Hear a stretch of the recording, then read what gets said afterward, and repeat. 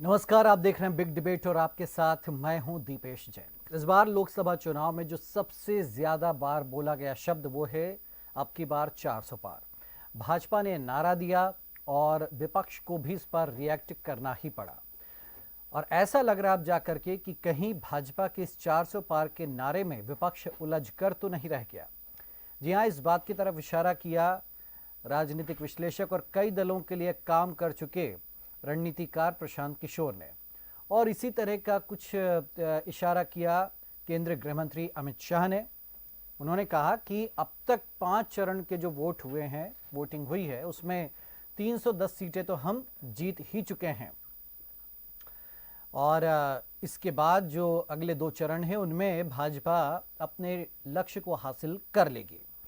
अब सवाल ये उठता है कि क्या वाकई विपक्ष अपनी रणनीति पर काम कर पाए या फिर विपक्ष की चाल में भाजपा की चाल में उलझ के रह गया। क्योंकि भाजपा ने जो 400 पार की बात कही उसके बाद ऐसा लगा कि पूरा विपक्ष जो है भाजपा की केवल इसी बात को झुठलाने में लग गया कि भाजपा कैसे भी करके 400 पार ना जाए। किसी ने भी ये नहीं कहा कि हम भाजपा को 250 की भी अंदर ले आएंगे या और कम सीटों पर ले आएंगे। हालांकि कुछ जगहों से ये ज़रूर बातें उठी, लेकिन वो केवल एक तरीके से हवाई बातें थी कि भाजपा 100 सीटें भी हासिल नहीं कर पाएगी, इतनी सीटों पर सिमट जाएगी।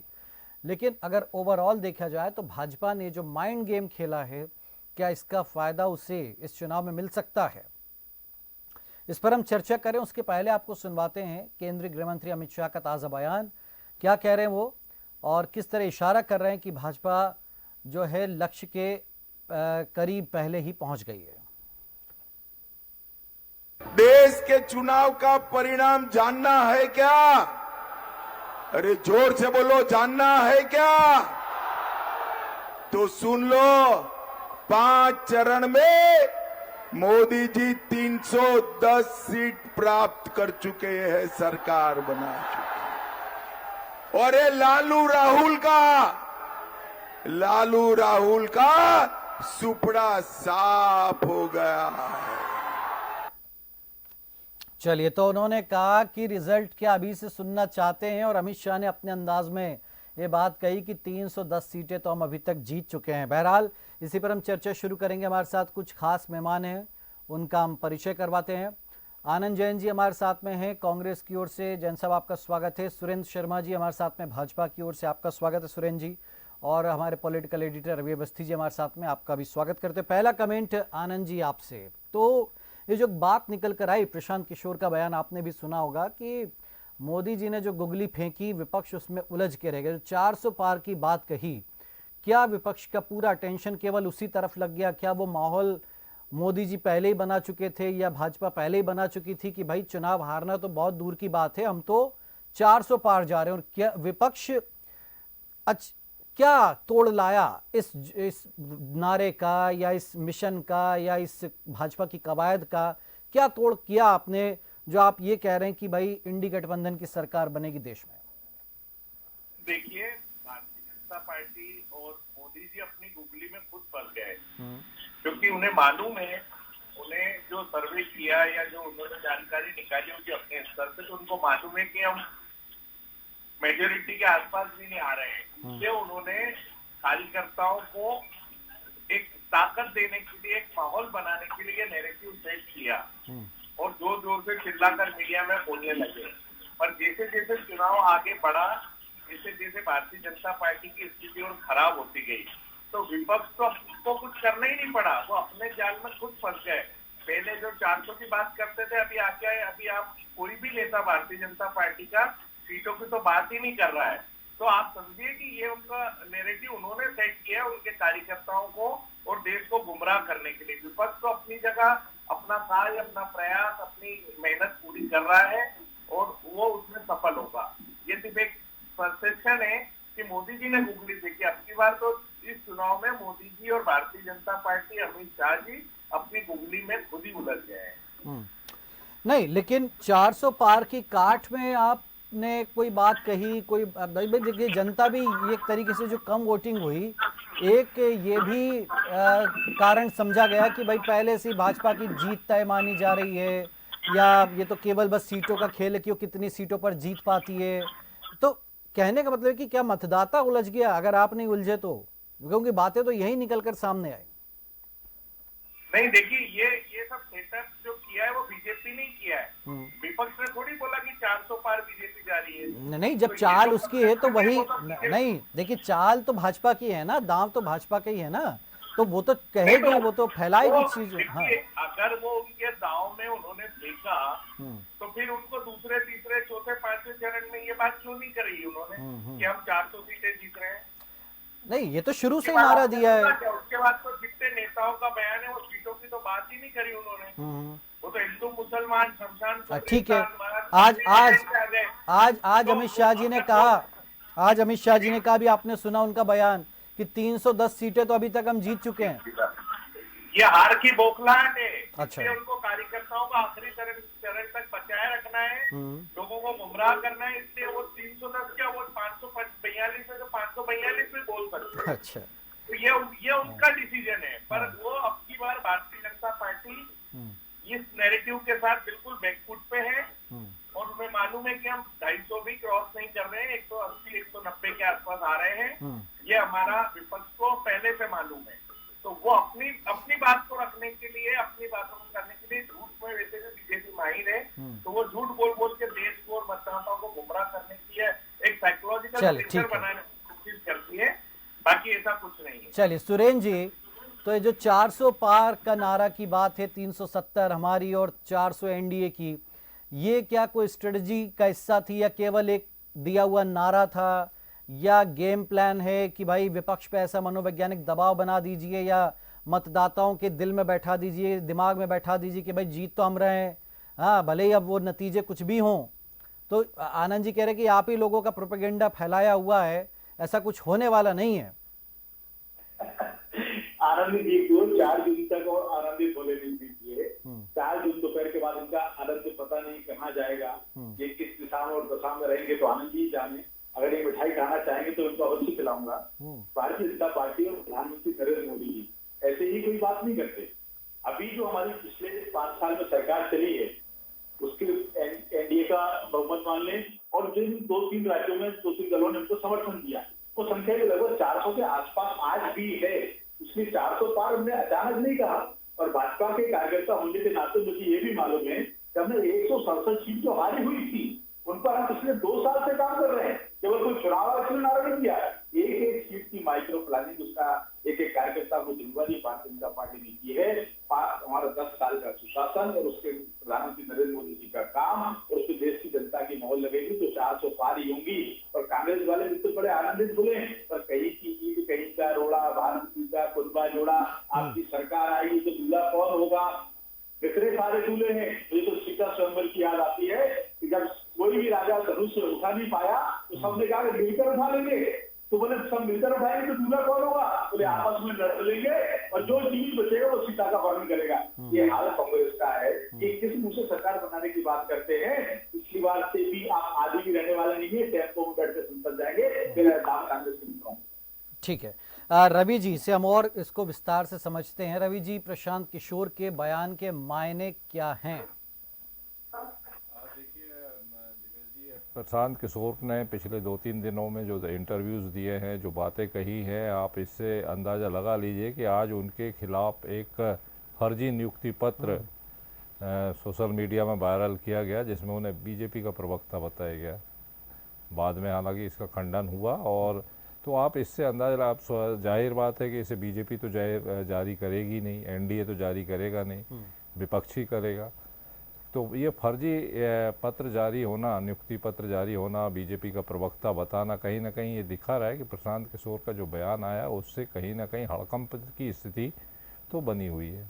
और उन्होंने देखिए, उन्होंने तमाम आपने जो दावा किया है वो कोई ऐसे नहीं कर दिया, हवा में दावा नहीं किया। उन्होंने कहा है, उन्होंने पूरा गिनती की बताई है, और गिनती बताने के साथ साथ आप अगर उन्होंने जो तरीके से जो विश्लेषण करा है तो देखिए, अभी तक दीपेश जी 428 सीटों पर 20 राज्यों में चुनाव हो चुके हैं, और इन 428 सीट में से अभी अगर आप बीजेपी के पास देखें तो 238 सीटें हैं और एनडीए के पास 275, यानी कुल मिलाकर 275 सीट पर एनडीए है इन 428 में से। और अभी 115 के चुनाव होना है और इस 115 सीटों में कल जो राज्य हैं उसमें 58, कल वाले छठे चरण में 58 सीटें हैं, उसके बाद 57 सीटें हैं। ये 115 सीट काफ़ी अहम मानी जा रही है, इसलिए भी अहम मानी जा रही है कि देखिए इसमें से बीजेपी के पास 65 सीट्स हैं और एनडीए के पास 77 है और कांग्रेस के पास केवल 8 सीट है। और अगर बाकी बात करें यूपीए की तो केवल 1 सीट और मिला लें तो 9 सीटें यानी टोटल यूपीए के पास हैं और अन्य के पास 29 हैं। अच्छा। अब सवाल ये है कि अन्य आप ये स्थिति ये है कि देखिए पश्चिम बंगाल में तो ममता कांग्रेस के साथ खिलाफ ही लड़ रही है, गठबंधन में नहीं है, मतलब अलग ही चुनाव लड़ रही है। बिहार में भी लगभग ऐसी स्थिति है। अब सवाल यही है कि भाई आप अच्छा फिर दूसरा देखिए कि बीजेपी ने जो 400 पार का नारा दिया तो इसको समझने में ही विपक्ष को कम से कम 8-15 दिन लग गए, तब जाकर कहे ना कि एक इंडिकेटर जले कि भाई ये 400 पार का नारा आखिर क्यों है, तब जाकर फिर विपक्ष हमलावर हुआ और तमाम तरह की बातें लाई गई कि सब संविधान को खतरा है, लोकतंत्र को खतरा है, संविधान खत्म हो जाएगा और 400 बीजेपी जो है 150 से आगे नहीं बढ़ पा रही। तमाम बातें हमने सुनी है 5 चरण में, मैं कोई मन से नहीं कह रहा हूँ ये बातें। तो सवाल ये कि भाई तमाम मुद्दे उठे और स्वाभाविक तौर पर, लेकिन जो विश्लेषक हैं जो बताते हैं वो अभी तक मीडिया रिपोर्ट है कि आप देखिए एक तरफ बीजेपी ने, खास करके मोदी जी की बात कहूँगा, पीएम मोदी ने जो है वो अपनी कल्याणकारी योजनाओं से जितने हितग्राहियों को जोड़ा है तो कहीं ना कहीं एक तरीके से तो उन्होंने उस वोटर्स की किलेबंदी पहले ही करी। फिर दूसरी तरफ इस तरह का मनोवैज्ञानिक दबाव विपक्ष में जिसमें उसकी चपेट में आया और देखिए आप लगातार वो यानी इस तरह के बयान आना विपक्ष की तरफ से कि साहब 150 से ज़्यादा नहीं आ रही, कोई कह रहा है 200 से ज़्यादा नहीं आ रही, अलग अलग गिनती अलग अलग गिनाई जा रही। मतलब आप ये बात प्रशांत किशोर की सही है कि विपक्ष जो है केवल गिनती में उलझा हुआ है, वो कैसे बीजेपी की एनडीए की सीटें कम हो जाए, बीजेपी की खास करके कम हो जाए, उसके गणित में वो उलझ कर रह गया है। वो अपनी बात नहीं कह रहा है कि हम ये करेंगे। तो सवाल यही है कि कहीं ना कहीं अब सवाल ये है कि जो वोटर्स की किलेबंदी की गई है तो आप देखिए कि मतदाता वर्तमान पे ज़्यादा भरोसा करता है, 10 साल से वो देख भी रहा है कि जो बात कही गई उसमें कल्याणकारी योजनाओं के मामले में वो पूरी भी हुई है। अब सवाल ये कि अगर मान लो 80 करोड़ लोगों को अगर मुफ्त अनाज 5 साल से मिल रहा है तो वो दिख रहा है, अगर उज्ज्वला योजना का लाभ हितग्राहियों को मिला तो वो दिख रहा है, किसानों को अगर 6,000 रुपये, ये तो तमाम, मैं इसीलिए कह रहा हूँ ये तमाम जो कल्याणकारी योजना जिनका लाभ मिल रहा है हितग्राहियों को, मैं वोटर्स की किलेबंदी की बात कर रहा हूँ, वो जो एक तरीके से की गई है, तो विपक्ष के पास तो ये सब कुछ बताने को है ही नहीं।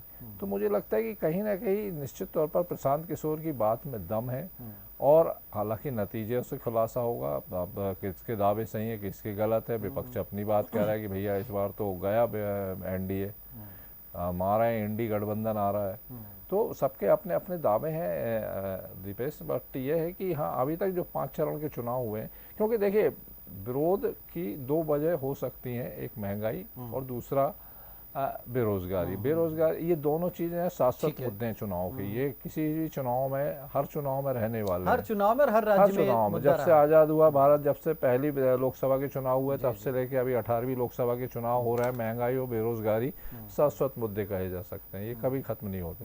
अब सवाल ये है कि तीसरा कौन सा बड़ा कारण है जिसको लेकर मोदी का विरोध हो, कोई ऐसी वजह तो है नहीं। जब चंद्रयान 3 गया था तब चौड़ा सीना करके हम बात करते थे, तो वो भी गर्व का विषय था। जब कोरोना में 250 करोड़ को टीके लगे वो भी गर्व का विषय था। तमाम चीजें, आनंद जी नहीं माने, ऐसी कई बातें हैं जिनको मुझे नहीं लगता कि कोई, लेकिन ठीक है, दो महंगाई, हाँ महंगाई को लेके विरोध हो सकता है कि भाई महंगाई कम करने का जो वादा किया था, लेकिन मिडिल क्लास को कहीं राहत नहीं मिली। उसमें राम मंदिर जैसे मुद्दे भी रहे। हाँ, राम मंदिर जैसे, ठीक है आनंद जी। तो देखिए सुरेंद्र जी तो कह रहे हैं कि भाई आप दिल बहला लीजिए, हाँ ऐसे ही आप 19 में भी कह रहे थे कि बस मोदी जी तो फेंका गया बाहर दिल्ली के, ठीक है फिर क्या हुआ, या भी एमपी में हमने देखा 23 में बिल्कुल आप लोग सरकारें बना रहे थे, फिर क्या नतीजे आते। तो कहीं ऐसा तो नहीं कि वाकई जो भाजपा कह रही है कि 310 सीटें, जैसे आज शाह साहब का बयान है कि 310 तो अभी तक के चरण में हम जीत चुके हैं, मतलब कुछ आपको दम लग रहा है? अभी तक जो कहा है भाजपा ने वो करके दिखाया है। उन्होंने कहा था कि हम 270 पार जाएंगे तो गए, फिर कहा 300 पार जाएंगे तो गए, तो अब वो नहीं 400 सही, लेकिन 300 से अगर सीटें भी बढ़ा ली। जी आनंद जी। में भारतीय जनता पार्टी या एनडीए की कितनी सीटें थी साहब? जी हाँ, एनडीए और बीजेपी की कितनी सीटें थी टोटल एनडीए को मिला के? ये कब का बता पूछ रहे, 19 का? 2019 में। जी, तो 19 का तो देखिए 303 तो भाजपा की सीटें थी और उससे आगे जो एनडीए की सीटें थी 330 थी। ठीक है, जब मोदी लहर, देश की लहर, देश की सभी मुद्दों को लेकर मोदी जी एक वन मैन शो के रूप में उभरे थे, पर आज उसकी विपरीत स्थिति है। आज मोदी जी सबसे ज्यादा देश के लिए या भारतीय जनता पार्टी देश के लिए, जनता के लिए खटक रहे हैं, क्योंकि बेरोजगारी और महंगाई आम जनता के लिए त्राही माम हो रहा है, किसानों के लिए त्राही माम हो रहा है। तो 330 सीट में अगर आप मानते हैं कि 100 में से 100 सीटें बहुत सारी जगह भारतीय जनता पार्टी ने जीती थी, तो अगर 100 में से 100 सीटें भी दे दी जाए तो 330 से ज्यादा क्रॉस नहीं कर रहे हैं, क्योंकि हिंदी प्रदेशों में ज्यादा प्रभाव है, बाकी जगह तो सीटें बढ़ ही नहीं रही है बीजेपी की।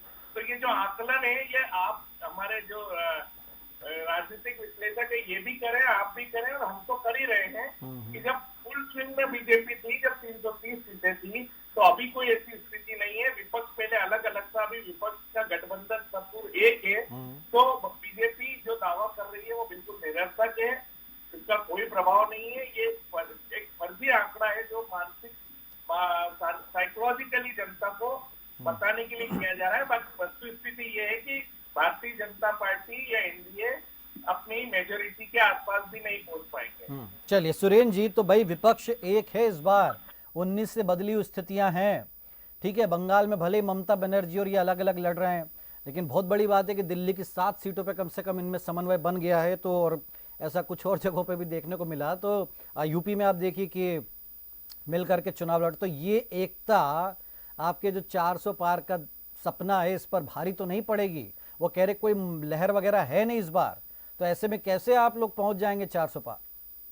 देखिए दीपेश जी, एक पुरानी कहावत है कि 2 गले मिल रहे हैं कि 2 गले मिल रहे हैं।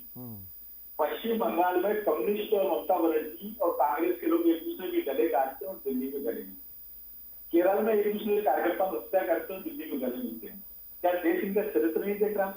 इनकी हालत तो ये है कि धूल चेहरे की आईना साफ करते रहे। आप कर क्या रहे? देश आपका तमाशा देख रहा है और सामान्य सी बात उनको समझ में नहीं आती।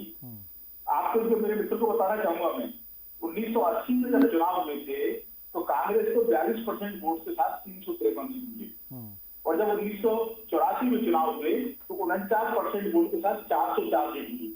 केवल 7% वोट बढ़ने पर 55 सीटें इनकी बढ़ गई। तो भारतीय जनता पार्टी ने तो यही कहा है कि हम 10% वोट शेयर करेंगे, 10% वोट हम बढ़ाएंगे।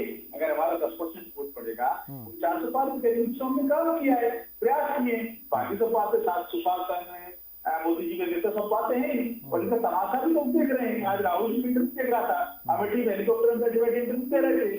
पत्रकार ने उनसे पूछा, राहुल जी आपने जो वादे किए वो पूरे कैसे करेंगे? नहीं, हमने वादे नहीं किए। अभी 5 चरण में पूरा चुनाव पूरा नहीं हुआ। इनके नेता ये कह रहे हैं कि वादे हमने नहीं किए, वो मैनिफेस्टो जनता ने बनाया है, जनता जाने।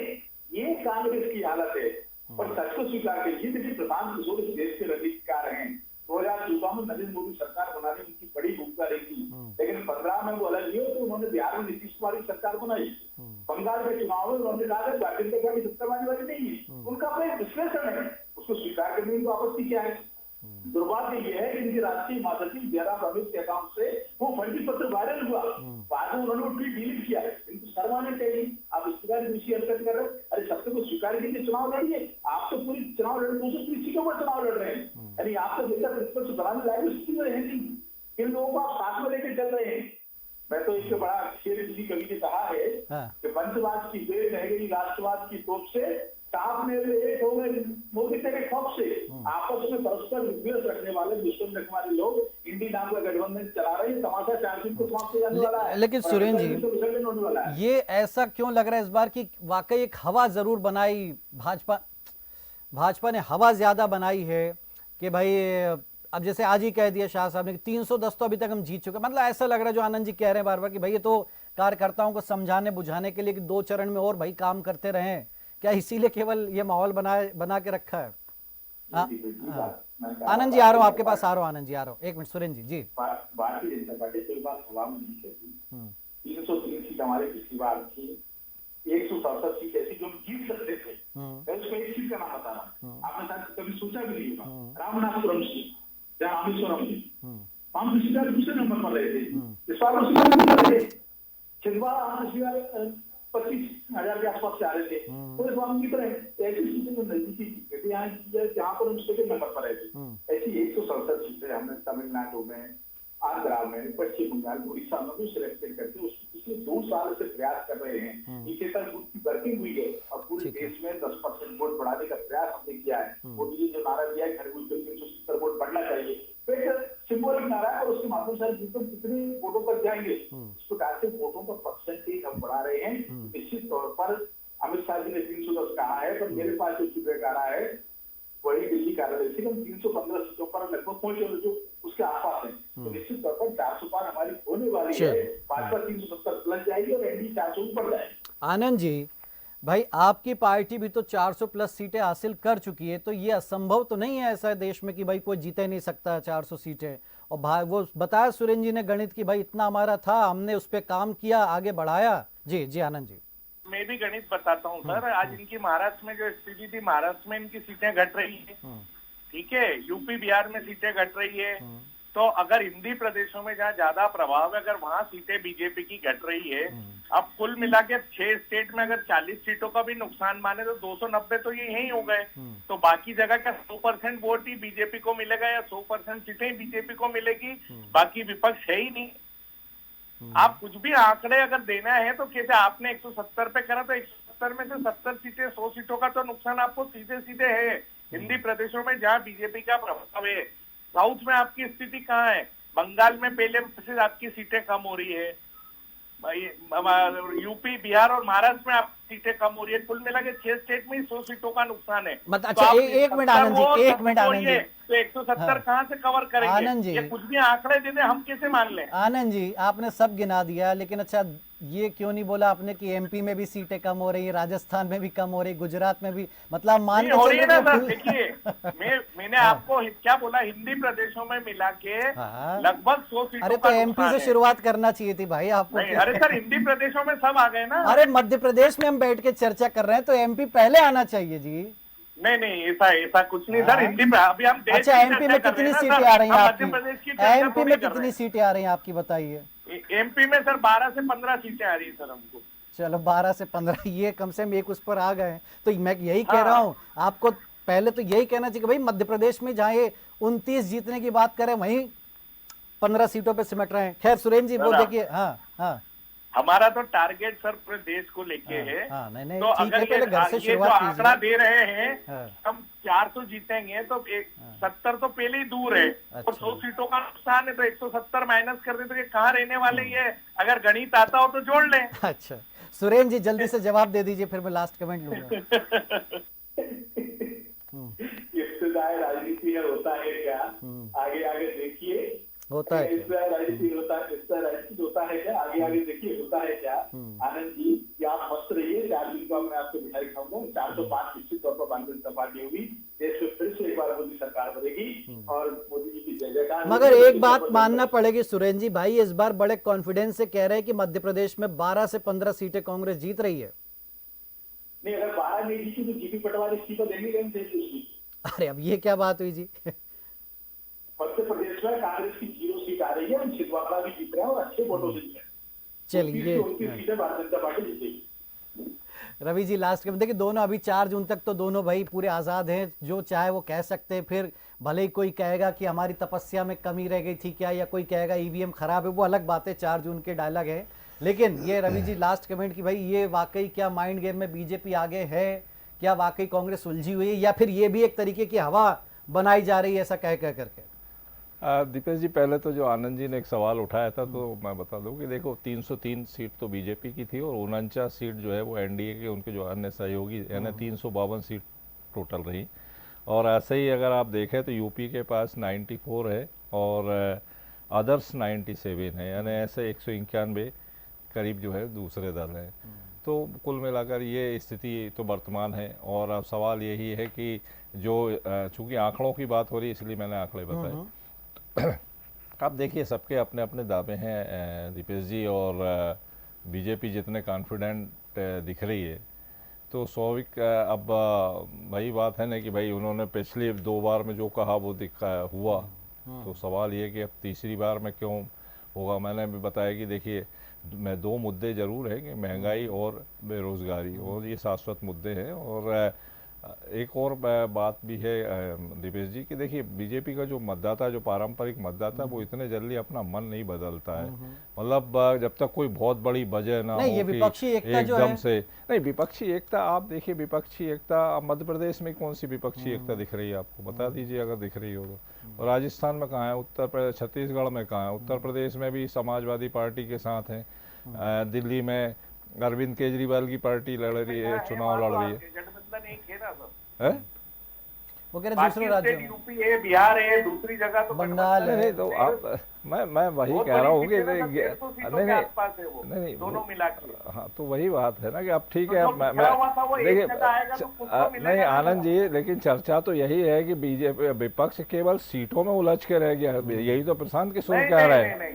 आप ये आकलन हमारा है, उसी नहीं हिसाब नहीं से इंडिया गठबंधन हुआ मतलब है। आप आंकड़ों में देखिए जुड़ जाए। एक बहुत साफ बात है, मैं किसी की तरफदारी नहीं कर रहा हूँ, लेकिन कांग्रेस के ज्यादातर नेता ये कह रहे हैं कि जनता लड़ रही है, वो कभी ये नहीं कहते कि हम लड़ रहे हैं। और यही स्थिति इस बार भी है। अभी भी इस चुनाव में आप भी देखो, आप भी वही गणित गिना रहे हो, साहब फला जगह कम हो रही है, मध्य प्रदेश में कम हो रही है, वो छत्तीसगढ़ में कम हो रही है। ये नहीं कह रहे कि हम इतनी जीत रहे हैं, उल्टा बोल रहे हैं आप लोग। आप मैं भी तो यही कह रहा हूँ। और प्रशांत किशोर भी यही कह रहे हैं कि विपक्ष जो है विपक्ष जो है केवल बीजेपी की सीट कैसे कम हो उसकी गिनती में उलझा हुआ है। नहीं तो यही तो बात है ना कि भाई 400 पे तो ध्यान ही नहीं देना था, लेकिन ऐसा लग रहा है कि 400 आप का रिवर्स होगा। में बोल रहे हैं, वो एडवर्स में बोल रहे हैं। वो कह रहे हैं हम 400 लाएंगे, आप देखिए जब मैंने पूरा उगलवाया जैन साहब, तब आपने कहा कि भाई हम 12 से 15 जीत रहे हैं। अंतर यही है कि कांग्रेस कह रही है हाँ। कि साहब बीजेपी की इतनी कम हो जाएगी, और वो कह रहे हैं कि नहीं, वो विपक्ष की बात ही नहीं कर रहे, वो कह रहे हैं नहीं हम तो 400 पे ला रहे हैं। तो अंतर है, दोनों बातों में अंतर है। नहीं सर, ये इनकी कम होंगी तो तो हमारी सवाल बनेगी तो चर्चा सरकार हम इसी बात पर कर रहे हैं कि क्या वाकई में विपक्ष चक्रव्यूह में उलझ कर रह गया है? क्या वाकई में जो गोल पोस्ट जो बीजेपी ने जो एक मनोवैज्ञानिक ही मान लीजिए, तो क्या उसमें उलझ गया है? चर्चा इसी बात पर। चलिए 4 जून को फिर बैठेंगे साथ में। शुक्रिया सुरेंद्र जी, शुक्रिया आनंद जी, शुक्रिया रवि जी, आपका हमारे साथ इस चर्चा में जुड़ने के लिए। तो कुल मिलाकर के अमित शाह तो कह रहे हैं कि भाई 310 तो आ गई खाते में, अब बाकी बची 90, तो जो बाकी सीटें 115 उसमें से, लेकिन खैर दूर की कौड़ी है। और ये ज़रूर है कि 400 ना सही, लेकिन अगर उसके करीब भी या भाजपा अपने पिछले रिकॉर्ड में कुछ और इजाफा करती तो ये उसकी जीत ही मानी जाएगी। विपक्ष जो आज कह रहा है कि 200 के अंदर सिमट जाएगी भाजपा, अगर ऐसा होता तो ये वाकई ये भी अपने आप में बहुत बड़ी बात होगी। भले ही विपक्ष अपनी कितनी सीटें बढ़ा पा रहा है, इस पर रहेंगी नजरें। फिलहाल बिग डिबेट में इतना ही। आप देखते रहिए DNA न्यूज़। नमस्कार।